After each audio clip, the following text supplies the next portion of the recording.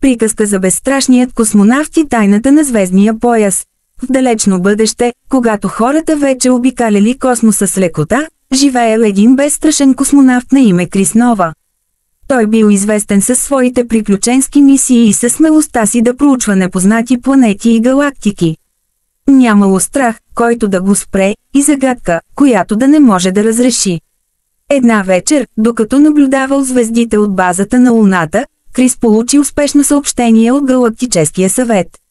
Капитан Нова, имаме задача за теб. Звездният пояс около планетата Астрия започва да избледнява и ако това продължи, ще изчезне завинаги. Без него Вселената ще изгуби важен източник на енергия. Трябва да откриеш причината и да го спасиш. Крис обичал предизвикателствата и без колебание приел мисията. На следващата сутрин космическият кораб, Орион, бил готов за излитане. Крис се сбогувал с екипажа и потеглил към планетата Астрия. Пътят бил дълъг и усеян с звездни мъглевини и астероиди, но Крис управлявал кораба с прецизност.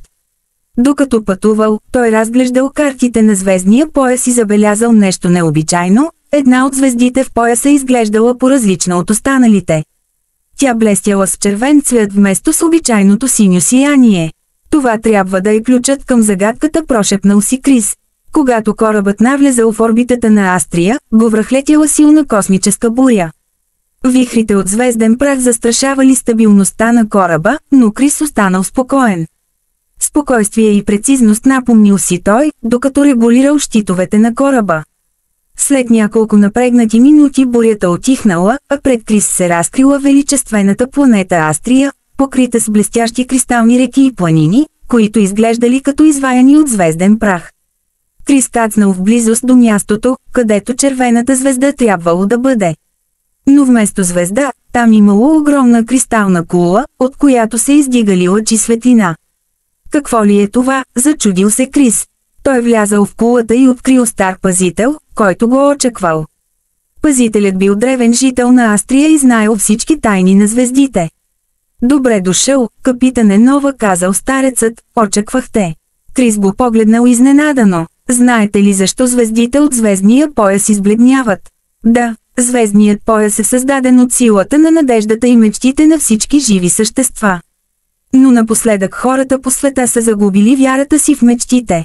Ако това продължи, звездите ще угаснат напълно. Крис разбрал, че трябва да върне надеждата и мечтите на хората. Старият пазител му дал вълшебен кристал, който можел да отрази светлината на звездите и да я разпространи из цялата галактика. Върни се на Земята и напомни на хората колко е важно да мечтаят, казал старецът. Крис благодарил на пазителя и се отправил обратно към кораба. Той знаел, че мисията му е много по-важна, отколкото предполагал. Когато се върнал на Земята, Крис започнал да разказва истории за своите космически приключения. Той говорил за красотата на звездите, за магията на мечтите и за силата на надеждата. Малко по малко хората започнали отново да вярват в чудеса и да мечтаят за бъдещето.